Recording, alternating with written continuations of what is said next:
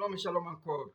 C'est toujours le témoin de Branham vivant au Rwanda qui revient encore une fois pour compléter la deuxième partie restante du mystère des deux vainqueurs et les récompenses par les mêmes acteurs. Ça semble un peu bizarre, même le sujet, mais comme vous continuez à écouter, vous allez comprendre c'est quoi. Nous avons parlé du premier vainqueur dans la vidéo lancée.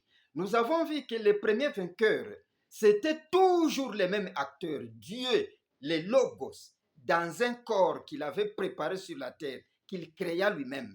Ces corps-là, il lui donna le nom de Jésus. Cette victoire a été conquise ou acquise dans le nom de Jésus. Jésus, l'homme-là, qu'il créa dans le ventre de Marie. Ne vantez pas Elohim, ne vantez pas Jéhovah, ne vantez pas Melchisedec, ne vantez pas Elohim, et ne vantez même pas Moïse. Mais il vantait le Père. Pourquoi? Parce que Dieu était en lui pour se réconcilier avec le monde. Dieu était en Jésus et réconciliait le monde avec lui. Pas le monde avec la personne, les 16 éléments. Il réconciliait le monde avec lui. Dieu voulait se dévoiler. Dieu voulait se faire connaître à ses enfants en tant que Père. Là, Dieu est venu par faire la dispensation du Père. Comme il a agi avec Moïse, il a agi avec Melchisedec, il a agi avec Elohim et il a agi comme Elohim. Maintenant, il fallait qu'il vienne se réconcilier avec sa créature, ses enfants, et se dévoiler. C'est Jésus qui a dévoilé le Père.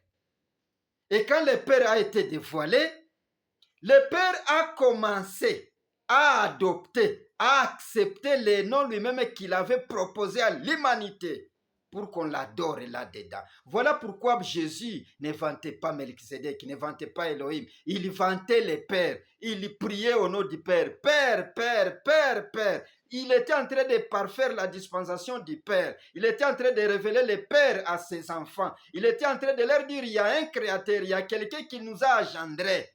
Il révélait le Père. Il vantait le Père. Il a vaincu. Nous avons vu comment il a vaincu les séjours des morts, les tentations, la maladie. Il a eu la clé des séjours des morts. Il est monté au ciel. Il s'est assis sur le trône du Père. Il a été élevé pour être dans le trône où on l'adorera comme Père, mais cette fois-là dans un nom. Parce que le corps a ses éléments. On vous dit que ce corps a été enlevé. Oui. Mais où est-ce que Dieu va amener le corps à ses éléments? Paul a dit, la chair et le sang n'héritent pas, ne peuvent jamais comprendre. Comment Dieu va disséquer un homme, prendre son âme en enfer, prendre son esprit à lui et le corps le déposer sur le trône? Est-ce que le corps va diriger le trône comment? Il faut comprendre ce grand homme. Alors, c'est quoi au juste? Il a été souverainement élevé jusqu'à s'asseoir sur le trône. Maintenant, lui, qui a vaincu et qui vantait le Père, il promet qu'il y aura un autre vainqueur, un vainqueur sur qui il écrira les noms. Je peux le lire. Apocalypse 3, je viens. 3.11, je commence par là. Je viens bientôt, retiens ce que tu as, afin que personne ne prenne ta couronne. Celui qui vaincra, je ferai de lui une colonne dans le temple de mon Dieu, et il n'en sortira plus. J'écrirai sur lui le nom de mon Dieu et mon nom nouveau. Ou j'écrirai sur lui le nom de mon Dieu, le nom de la ville de mon Dieu, de la nouvelle Jérusalem qui descend du ciel d'auprès de mon Dieu, et mon nom nouveau. Paragraphe 3, chapitre 3 et paragraphe 21. Celui qui vaincra, je ferai asseoir avec moi sur mon trône. Comme moi j'ai vaincu et me suis assis avec mon Père sur son trône. Que celui qui a des oreilles attende ce que l'Esprit dit à l'Église. Nous avons dit, il n'est pas question de 3 personnes sur un même trône. Il n'est pas question de 2 personnes sur un même royaume. Dieu ne règne pas avec des humains. Dieu règne. C'est le gouverneur mondial. Maintenant, c'est quoi ici? Les logos qui étaient en lui, c'est ce que nous avons lu dans questions et réponses. Et paragraphe 110, deuxième partie, du 23 8 1964. Nous l'avons lu du 23 8 1964, il est dit ici, du soir, il est dit, maintenant, c'est Logos qui était en lui, à ses premiers vainqueurs, c'est-à-dire en Jésus, lequel était l'Esprit de Dieu, l'onction par la grâce sanctifiante du sang, amena à Dieu de nombreux fils qui sont oués par le même Logos. Ah, maintenant vous comprenez? C'est que Dieu était en lui, réconciliant le monde avec lui. Pas réconcilier le monde avec les 16 éléments. Jésus, non. Réconciliant le monde avec lui-même. Le Logos qui était en lui a amené beaucoup d'autres fils et il leur a oint par ce même Logos. Alors, vous comprenez que c'est le Logos qui est retourné, c'est le Logos que Paul vit comme une lumière et qui portait qui a conquis une victoire dans les noms qu'il a voulu, les noms Jésus. Ce n'est pas deux vainqueurs. Non, non, ce n'est pas deux rois dans un même royaume, mais non. Deux personnes sur une chaise qu'on appelle le trône, non. Parce que le trône, c'est un domaine. Maintenant, suivez bien la chose ici. Le deuxième vainqueur, si vous voulez le situer, parce que le premier vainqueur, nous l'avons situé en Jérusalem. La scène s'est déroulée en Jérusalem. Le deuxième vainqueur, la scène se déroulera où? Pour que Dieu décroche encore cette victoire sur le diable, la scène se déroulera où? Dans le temps et dans l'espace, ou géographiquement parlant. La Bible dit c'est au temps du soir, parce que c'est l'Apocalypse. L'Apocalypse, c'est quelque chose qui a été écrit en énigme et qui sera révélé à la fin des temps. À la fin des temps, ce n'est plus au début du temps, facteur temps. À la fin des temps, c'est quoi? C'est comme l'éclair part de l'Orient jusqu'à l'Occident. Géographiquement parlant, c'est vers le soir. C'est à l'Occident. Vous voyez la chose? C'est-à-dire, trouver le deuxième vainqueur, trouver la deuxième victoire géographiquement parlant, c'est la localiser à l'Occident plutôt, dans les temps du soir. Puisque nous analysons ce qui est apocalyptique, l'Apocalypse, mais qui est révélé au temps de la fin par le révélateur Branham, Marion Branham. Écoutez ce que je vais te dire. C'est lui-ci, ou soit le deuxième vainqueur ici, la deuxième victoire que le Logos va décrocher contre le diable, va décrocher du diable. Cette victoire ici, ce vainqueur au temps de la fin. Attention, vous allez dire peut-être je suis en train de vous embrouiller avec les termes vainqueur, les logos qui a vaincu. Non, non, vous devez comprendre le langage de la Bible. Je ne peux aller loin du langage de la Bible. Écoutez, le deuxième vainqueur, ou la deuxième victoire que Dieu, cet esprit, va décrocher du diable, contre les diables, contre Lucifer, contre la bête, l'antéchrist, ça se déroule au temps du soir, quand il n'y aura plus du temps. Selon maintenant l'Apocalypse, qu'est-ce qui se passe au temps du soir? Qu'est-ce qui s'était passé? Parce que c'est déjà révélé. Et tu ne le sais pas. Ce vainqueur, selon Jésus, a trois promesses sur lui-même. A trois promesses. Écoutez. Trois grandes promesses. Selon la Bible, ce vainqueur reçoit la manne cachée. Selon la Bible, il reçoit un caillou blanc sur lequel sera écrit la troisième grande promesse, les noms nouveaux de Jésus, du premier vainqueur, c'est-à-dire les noms nouveaux du Logos où il a décroché la première victoire contre Satan, contre la mort et le séjour des morts. Je pense que vous pouvez maintenant comprendre. Le deuxième vainqueur recevra la manne cachée, recevra les cailloux blancs sur lesquels est écrit la troisième grande promesse, les noms nouveaux de Jésus, qui a conquis la mort et le séjour des morts. Le deuxième vainqueur reçoit ces noms-là. Or, ici, Branham dit, ça passera à travers un prophète. Encore comme il était un prophète encore au temps du matin, c'est-à-dire à l'Orient. Lisons Apocalypse 17. Écoutez. Que celui qui a des oreilles attende ce que l'Esprit dit aux églises. À celui qui vaincra, je donnerai de la manne cachée. Voilà. Et je lui donnerai un caillou blanc. Point. Virgule. Et sur ce caillou est écrit un nom nouveau que personne ne connaît si ce n'est celui qui les reçoit. 3 grandes promesses. Et la promesse des promesses dans tout cela, il dit, paragraphe 21, Apocalypse chapitre 3, celui qui vaincra, je le ferai asseoir avec moi sur mon trône, comme moi j'ai vaincu et me suis assis sur le trône du Père. Si tu veux, tu peux faire 4 promesses. Mais ici, je prends 3 grandes promesses. Pourquoi? Parce que tout est révélé. Et tout est la révélation. Si vous êtes étudiant du message ou de la Bible, vous avez une question directement là, si vous n'avez pas d'information. Vous allez vous demander, mais ce que vous lisez là, Apocalypse 1:17. Apocalypse 1:17, ce que je viens de lire. Et voyons voir, c'est ça. Apocalypse 1:17. Non, Apocalypse 2:17. Vous allez vous dire, mais c'est la promesse de l'âge de Pergame. C'est la promesse que ceux qui ont fait le temps de Pergame devraient recevoir. Mais, pour votre information, ceux de Pergame n'ont pas eu cette promesse. Pourquoi? Écoutez ce que je vais te lire. Peut-être ça vous aidera, mon bien-aimé. Je lis dans Comment puis-je vaincre? Je prends le paragraphe, j'allais prendre le paragraphe 155, oui, que je prenne 155 jusqu'à 156. Je vous donne une idée qui va vous aider à fouiller beaucoup. Écoutez. Eh bien, prenons maintenant le verset 12. Eh bien, ceci est adressé à l'âge de Philadelphie. Au verset 12, celui qui vaincra, je ferai de lui une colonne dans le temple de mon Dieu, et il n'en sortira plus. J'écrirai sur lui le nom de mon Dieu et le nom de la ville de mon Dieu, de la nouvelle Jérusalem qui descend du ciel d'auprès de mon Dieu, et j'écrirai sur lui mon nom nouveau. Est-ce que vous me suivez? Observez le paragraphe 156.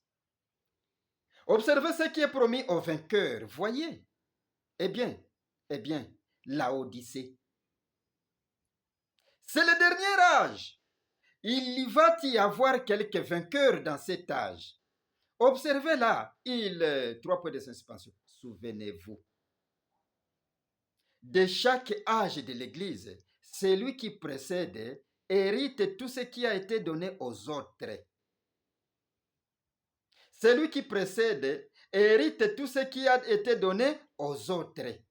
Observez ici, eh bien, si c'est après qu'ils ont reçu toute cette autorité, c'est non nouveau. Et tout ce qui est écrit qu'il a promis, manger de la manne cachée, et tout ce qui suit, observez ces derniers âges de l'Église.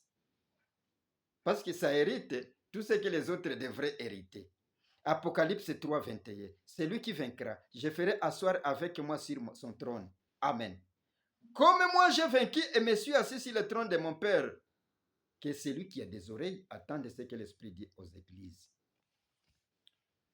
S'asseoir sur le trône du Père ou s'asseoir sur le trône de Dieu, les églises tout au long des âges ne pouvaient pas avoir un vainqueur qui va accéder à cette place-là. Les églises de cet âge de l'église, ou les 6 âges de l'église, il ne pourrait pas avoir quelqu'un qui va accéder à cette place. Pourquoi? Ce n'est pas puisqu'ils étaient incapables de produire cet homme, mais tout simplement parce que, écoutez le paragraphe 156. Observez, 157. Il y a une récompense pour les vainqueurs. Écoutez. Je prends 158 pour être un peu rapide. Vous savez, une fois la mère de Jacques et Jean, nous n'aurons pas le temps de les lire. La mère de Jacques et Jean est venue réclamer cette place. La mère de Jacques et Jean est venue réclamer la place. Quelle place? Écoutez. Le savez-vous? Vous vous rappelez de cela? Seigneur, que mes fils soient assis l'un. Branham, je t'aime vraiment parce que tu révèles la parole. Que mes fils soient assis l'un. Eh bien, reprenons le paragraphe 158 de comment puis-je vaincre. Peut-être pour la bonne compréhension, même si je ne vais pas la terminer, je voulais vous faire tout simplement pourquoi les églises de ces âges de l'église, pourquoi au cours de l'âge de l'église, il n'y a pas eu un vainqueur qui puisse hériter toutes ces promesses qui sont héritées par celui de l'âge de la Odyssée. Écoutez, vous savez, une fois la mère de Jacques et Jean, nous n'aurons pas le temps de les lire, la mère de Jacques et Jean est venue réclamer cette place. Le savez-vous? Vous vous rappelez de cela? Seigneur, que mes fils soient assis l'un à ta droite et l'autre à ta gauche. Le Seigneur dit, cette place n'était pas encore donnée. Jésus a dit, celui qui vaincra, j'écrirai sur lui. Je le ferai asseoir sur mon trône, comme moi j'ai vaincu et me suis assis sur le trône de mon Père. À ce moment-là, au cours des âges, jusqu'à l'âge de la Odyssée, cette place n'était pas encore donnée. Ce n'est qu'à l'âge de la Odyssée, quand l'âge de la Odyssée termine, c'est là que cette place est offerte. Et le vainqueur maintenant de cet âge accède à cette place-là. Vous voyez la chose là. C'est-à-dire, aucune de ces églises ne pourrait avoir un candidat qui pourra recevoir toutes ces promesses. Que ce soit l'âge de Pergame, que ce soit l'âge de la Odyssée, de Thyatire, d'Irénée, ainsi de suite. Aucun. Cette place n'était pas encore offerte. Dans ce que nous venons de lire, dans Comment puis-je vaincre, même dans Apocalypse 3.12, dans Apocalypse 3.21, on peut reprendre une phrase rassurante, comme quoi, s'asseoir sur mon trône, comme moi j'ai vaincu et me suis assis sur le trône du Père. Le chef qui parle ici, le chef qui donne le pouvoir de s'asseoir sur le trône, c'est Jésus. C'est-à-dire, c'est Jésus qui donnera accès à ces vainqueurs du temps de la fin d'accéder à son trône. Et maintenant, comme le chef est Jésus dans ce temps ici, le chef qui donne l'autorisation, le chef qui accomplit la promesse, c'est Jésus. Le chef qui élève le vainqueur jusqu'à son propre trône, c'est Jésus. Il faut que ce vainqueur-là vante, c'est Jésus. Comme toi aussi, quand tu as un emploi, tu ne feras que vanter le chef de cette entreprise parce que c'est celui qui t'a donné l'emploi. C'est celui qui a signé votre contrat. Il faut que le vainqueur du temps de la fin vante Jésus-Christ. Voilà pourquoi Branham vantait Jésus. Jésus vantait le Père. C'est le Père qui lui a donné le pouvoir. Branham vante Jésus. C'est Jésus qui donne le pouvoir. Si vous comprenez, entre guillemets, d'une manière spirituelle, les termes de la Bible. Et comme c'est Jésus qui promet au vainqueur, au deuxième vainqueur, de s'asseoir sur son trône, c'est-à-dire, c'est comme si Jésus laisserait son trône à cet autre vainqueur ici. Alors, ce vainqueur-là, s'il apparaît sur la terre, il doit vanter Jésus. Et vous allez vous demander pourquoi Branham vantait Jésus. Mais il allait vanter qui? Le Père avait déjà pris le nom Jésus. Le vainqueur qui vient, il doit vanter Jésus parce que c'est lui le Père maintenant. Ah, maintenant on descend. Peut-être pour vous faire comprendre la chose, lisons dans un guide, paragraphe 12. Un guide prêché le 14 octobre 1962 le soir. Ça dit ceci. Maintenant, paragraphe 12, au verset 13 ici. Mais quand l'esprit de vérité sera venu, il vous conduira dans toute la vérité. Vous voyez, cet esprit qui vient, il vous conduira dans toute la vérité. Quand l'esprit de vérité sera venu, il vous conduira dans toute la vérité. La vérité, qu'est-ce que c'est? La parole. Car il parlera. Il ne parlera pas par lui-même. Commencez à vous débarrasser des idées d'avoir un nom qui n'est pas dans l'économie de Dieu. Il ne parlera pas par lui-même, mais il dira ce qu'il aura entendu. Il dira ce qu'il aura entendu. Autrement dit, il sera celui qui révélera la chose. Il va révéler quoi? J'écrirai sur lui. Il va révéler ce qu'on a écrit sur lui. La chose. La révélation. Parce que le nom chapeaute tout. Écoutez. Celui qui révélera la chose. Et vous voyez. Et au chapitre 4 d'Hébreux, la Bible dit que la parole de Dieu est plus tranchante, plus efficace qu'une épée à deux tranchants. Et qu'elle discerne les pensées de l'esprit du cœur. Voyez-vous. Et ce qu'il aura entendu. Il parlera de ce qu'il aura entendu. Il dira, il vous annoncera les choses à venir. Cet esprit-là, il ne parlera pas de lui-même. Il ne viendra pas dire c'est moi tel qui vous dit. Jamais. Voilà pourquoi Branham ne disait pas en vérité, je vous l'ai dit. Comme Jésus. Il ne parlera pas de lui-même. Il faut comprendre la parole de Dieu, enseignant de la parole. Il ne parlera pas de lui-même, mais il annoncera les choses à venir.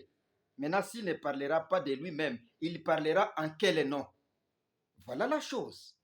Il parlera en quel nom? Voyez, je continue. Voyez, qu'est-ce qu'il va faire? Qu'est-ce qu'il va faire ça? Le Saint-Esprit qui viendra au nom du Seigneur Jésus. Il viendra au nom du Seigneur Jésus. C'est pourquoi c'est que les grands prophètes, l'homme, le révélateur du temps de la fin, c'est lui qui a vanté Jésus. Tout ce qu'il faisait, il disait, pour vous faire savoir en tout détail que c'est Jésus. Voilà cet enseignement-là, si vous en avez connaissance, l'enseignement de Jésus-Christ, homme, l'intercesseur à nouveau dans l'âge de la Odyssée. Il vous fait voir que c'est Jésus en tout détail.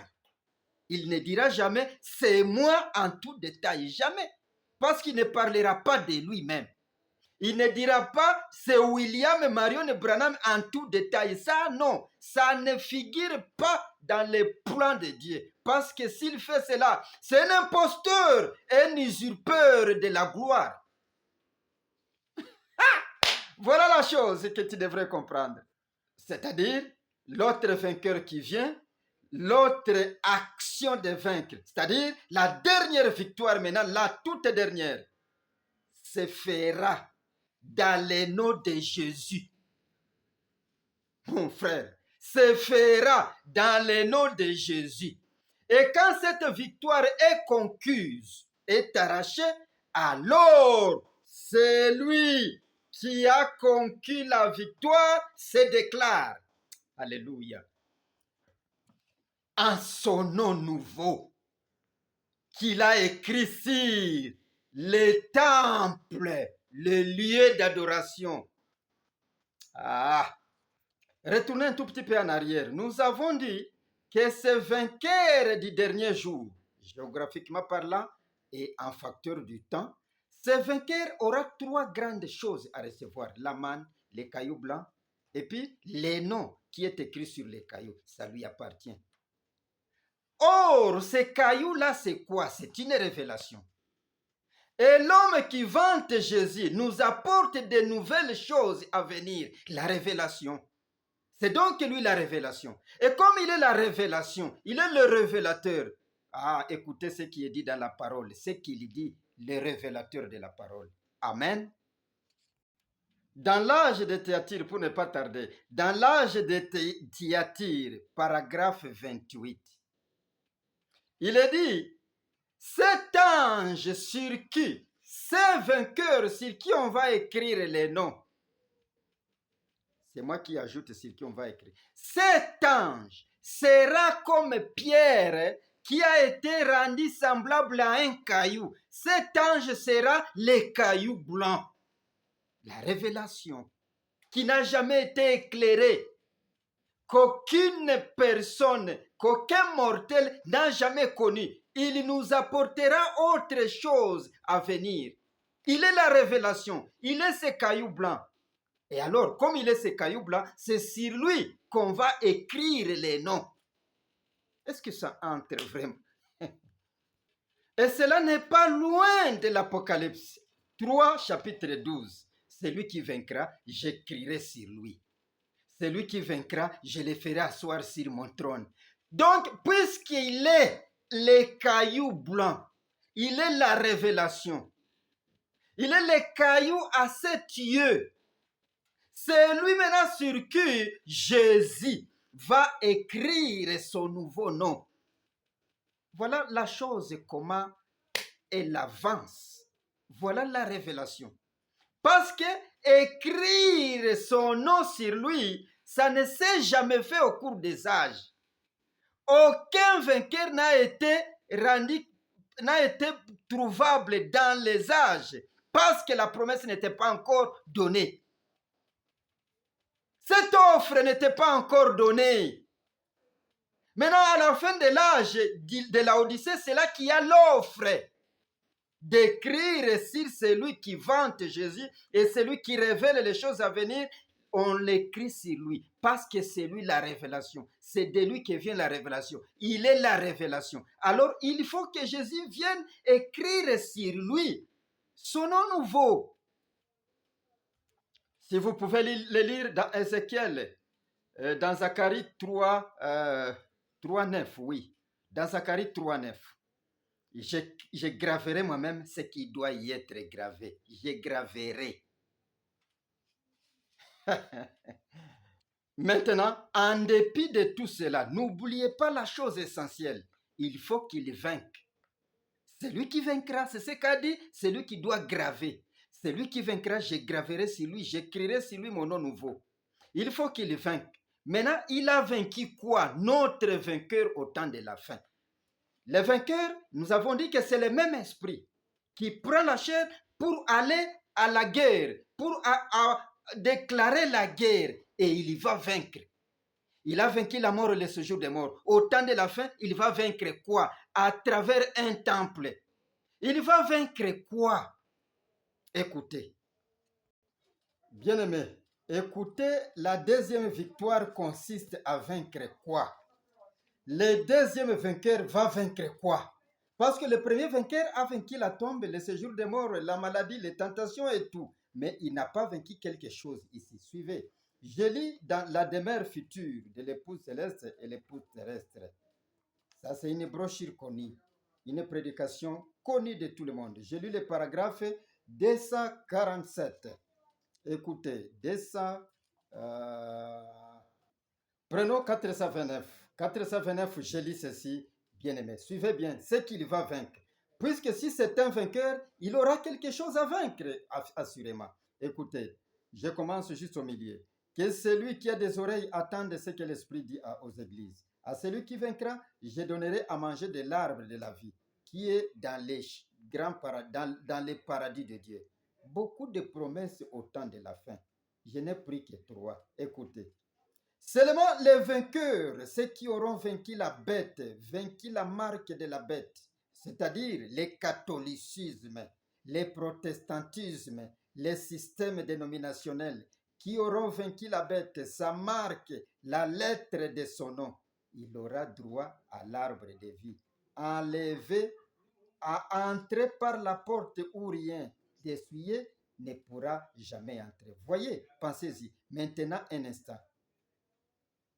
Là, comme nous continuons juste à un peu plus loin, l'arbre de vie. Vous comprenez? Vaincre quoi? Vaincre le catholicisme, le prétensisme, déchiffrer même les lettres de son nom, ce qui est dit dans Apocalypse 13. Les sages, l'intelligent, celui qui aura de la sagesse, ce sera le dernier vainqueur. Cette sagesse, où est-ce que l'homme tire cette sagesse-là? Impossible. Mais c'est le même acteur qui est en train de vaincre, de revenir encore pour mettre fin complètement aux initiatives de Lucifer. Vaincre le catholicisme, le protestantisme, la bête, le nombre de son nom et le reste. Voilà, j'ajoute, je prends l'âge de l'église de Laodicée. Je prends les paragraphes 267. Je vais prendre les milliers. Écoutez, c'est que les derniers vainqueurs, les sages, celui qui aura de l'intelligence, de la sagesse, aura vaincu quoi? C'est que Jésus n'a pas pu vaincre. C'est que dans le premier temple, il n'a pas réussi à faire parce que le diable a changé de tactique jusqu'au temps de la fin. Écoutez, celui qui vaincra toutes ces synagogues de Satan. Ah bon?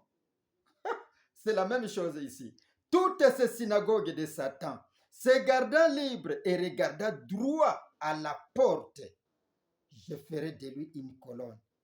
Je le ramènerai dans les fondements de ma parole, dans ma maison de mon Dieu. Oh, je le placerai ici même, dans la colonne, dans les fondements. Ils se tiennent droit dans la parole. Amen. J'aime cela, frère. Cela fait du bien. J'ai peut-être bizarrement, mais je me sens bien. Celui qui aura vaincu les synagogues de Satan. Ça, c'est en bref le protestantisme, le catholicisme, la bête, les nombres et les lettres de son nom.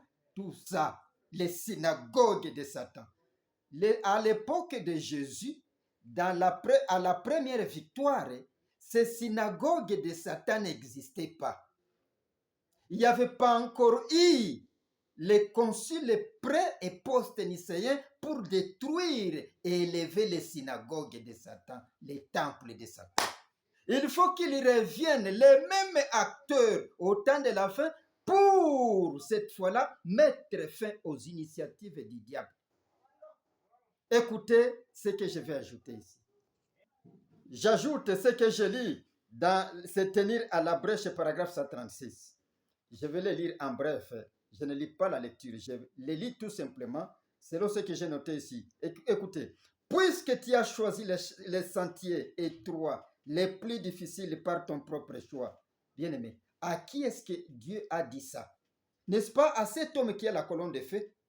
Et c'est à ton pasteur. Et c'est le pape. C'est qui? Écoutez, puisque tu as choisi les chemins, les sentiers étroits, les plus difficiles, par ton propre choix, à cause de cela, une vaste portion du ciel t'attend.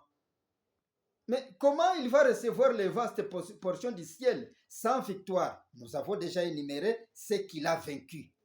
Écoutez maintenant cette victoire-là, comment Dieu la considère. Pour maintenant voir que c'est la grande victoire plus que la première. Écoutez, quelle décision prise? Cette chose en soi, Branham, cette chose en soi que tu as prise, qui a accepté, et ce qui produira et fera s'accomplir la victoire formidable dans l'amour divin. Il n'y avait jamais eu une victoire formidable.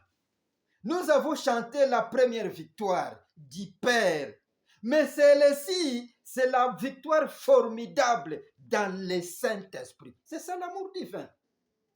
Est-ce que vous voyez le deuxième vainqueur, la deuxième victoire? Et cela s'est accompli dans cet homme que vous voyez ici. Dans cet homme ici. Voilà pourquoi, puisque cet homme ici est le caillou, il faut que Dieu écrive et non sur lui. Voilà pourquoi c'est lui qui a vaincu. En lui, Dieu a vaincu. Il faut que Dieu prenne ce représentant de l'humanité. Il l'amène où? Cette église, c'est le temple de l'Éternel. Ce tabernacle qui est descendu du ciel, Dieu l'a pris. Il l'a amené à la montagne Branham Peak. Il lui a dit, c'est ce que j'allais lire, mais je serai long. Il lui a dit, je vais lire quand même une phrase. Il lui a dit, je lis le paragraphe 139 ou 141 parce que je lis à la machine. Écoutez, je l'ai pris à la machine plutôt. Et pendant que Billy et moi nous étions mis en route, voyez-vous, nous nous sommes mis en route. Billy s'est rendormi et cela m'a dit. Et cela m'a dit, alléluia, c'est lui qui doit écrire sur la pierre, sur les cailloux blancs. C'est lui qui doit graver sur ces cailloux ce qui doit y être gravé. Et mais comment? c'est par Ésaïe 62. Écoutez, j'ai dit Seigneur, j'ai entendu un tout petit peu. Et il m'a dit, je vais te donner un signe éternel. Dans la brochure ici, c'est éternel. J'ai dit Seigneur, j'ai entendu un tout petit peu, rien ne s'est arrivé. J'ai dit, quel est ce signe éternel? Seigneur, j'ai entendu une minute. Et juste à ce moment-là, j'ai jeté un coup d'œil pour voir Billy. Il dormait. Et il a dit, je vais te donner le signe éternel. Il a dit, regarde vers l'ouest, à l'endroit où tu te trouves.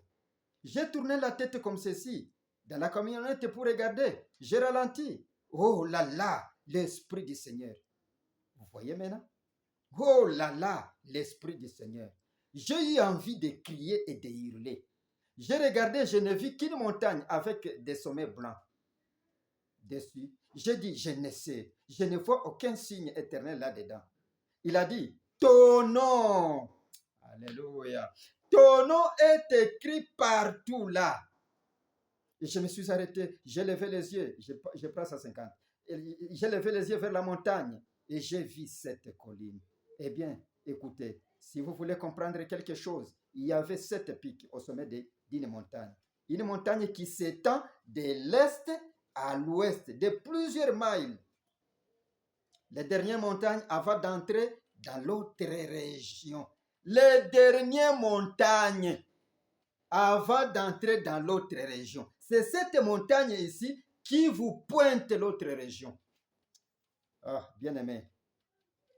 Il n'y a plus de montagnes après cela. Vous n'aurez plus de montagnes.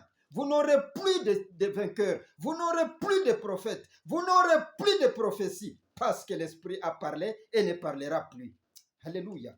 Elle s'étend de l'est à l'ouest, la chaîne des montagnes. Et elle est couronnée de neige au sommet. Les 2 premiers pics et les plus grands pics.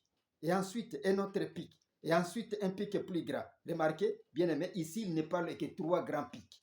C'est lui qui a effacé les 4 pics.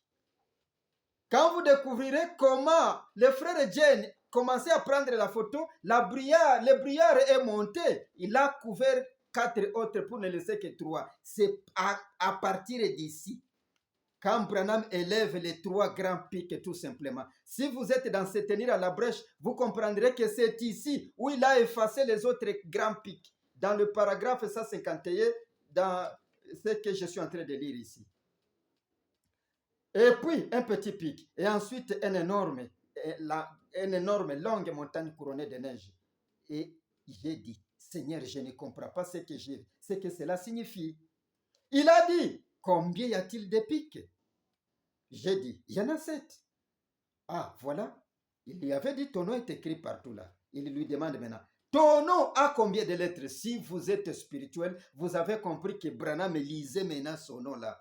Ton nom a combien de lettres? Branham dit, il n'a pas dit de lettres. Il fallait qu'il accomplisse Ésaïe 62. La bouche de l'Éternel, les cailloux blancs doivent déterminer ce qui doit être gravé sur lui. Alléluia. Il détaille. B-R-A-N-H-A-M, M-A-R-R-I-O-N, B-R-A-N-H-A-M. Il s'arrête. Il n'a pas donné les chiffres. S'il donnait le nombre de ce qu'il voit là dans son nom, ce serait le premier nom. William Marion Branham. Or, ce nom-là, je vais le dire après ici, ce serait le premier nom. Mais comme il a précisé, ensuite il a dit, après avoir précisé, il a dit que cela subsiste. Si vous avez des doutes, reviens ici. Si vous avez des doutes que ce n'est pas ça le nom qu'on a écrit sur moi, revenez à cette montagne. Venez me demander. Parce que c'est lui, après tout, la montagne qui nous conduit vers l'étendue éternelle. Venez à moi, revoyez encore ce que j'ai prophétisé. Et tu n'as pas l'audace, tu ne te donnes pas l'audace d'échanger. Voilà. Voilà comment s'accomplit Apocalypse 3, 12. Apocalypse 3, 21, 22. Bien-aimé. J'ai été long, mais vous devriez me comprendre. Peut-être vous posez la question, comme tout autre peut se poser la question. Vous vous dites, mais La première victoire a été conquise dans le nom de Jésus.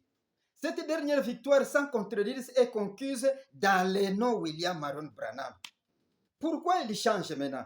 Écoutez, si vous avez une question comme cela, cette dernière victoire est conquise dans quel nom? Et pourtant, je vous ai dit que c'est dans Jésus-Christ homme, l'intermédiaire entre Dieu et les humains.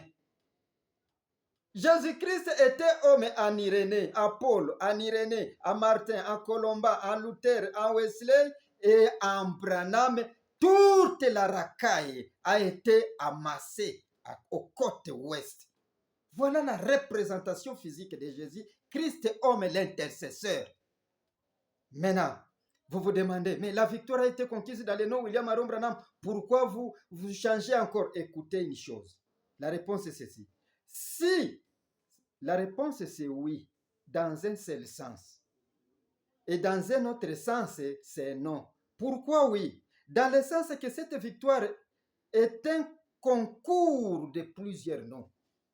D'abord, cette victoire ici, la dernière, est passée par le concours de plusieurs noms. Je vous ai dit que ces églises au cours des âges n'ont pas produit un homme qui hériterait cela. Pourquoi? Parce que la place n'était pas encore donnée. Mais tous militaient pour qu'à la fin des âges, qu'il y ait quelqu'un qui doit hériter ce trône de Jésus. Alors, cette victoire est passée par Paul, Irénée, Martin, Colomba, Luther, Wesley, et jusqu'à ce que toute la racaille s'amasse dans les côtes ouest, dans William Marion Branham. Alors, si vous donnez valeur au nom William Marion Branham, donnez aussi valeur au nom Paul, au nom Irénée, au nom Martin, au nom Colomba, au nom Luther, au nom Wesley. Ce n'est pas un raisonnement, c'est ça la vérité. Parce que tous étaient Jésus-Christ homme, intercesseur de leur groupe. Et je vous dirai encore, la réponse c'est non. Pourquoi? Parce que le nom de Jésus, lui, a été élevé au-dessus de tout autre nom. C'est ça les deux réponses que tu peux avoir. Le nom de Jésus, lui, là-bas, a été élevé au-dessus de tout autre nom. Et tout genou a fléchi devant ça. Mais ici, il n'y a pas une promesse que les noms de cet ange ici, comme le nom de Paul, d'Irénée, de Martin, de Colomba, ainsi de suite, il n'y a pas une promesse que leur nom sera élevé comme le nom de Jésus. Au contraire, les derniers, lorsque l'Église produit en dernier lieu sur qui on doit écrire les noms, ce n'est pas son premier nom, ce n'est pas le nom familial, c'est le nom qui vient du ciel. Et voilà pourquoi le témoin de Branham les connaît selon le nom qui lui a été donné à la montagne Branham Peak. Branham Marion Branham. C'est ça le nom qui est maintenant élevé parce que c'est le nouveau nom de Jésus. Bien-aimés, est-ce que vous pouvez dire Amen? Je dis Shalom. Que le Dieu du ciel, qui nous a appelés pour connaître ces mystères, puisse vous aider aussi. Que cela trouble votre cœur. C'est ça ma prière, Seigneur. Que cela trouble le cœur de celui qui tendra l'oreille, pour qu'il puisse avoir une révolution, qu'il quitte dans les temps anciens pour voir les nouveaux temps. Seigneur, accorde-les. C'est au nom de Branham, Marion Branham. Amen.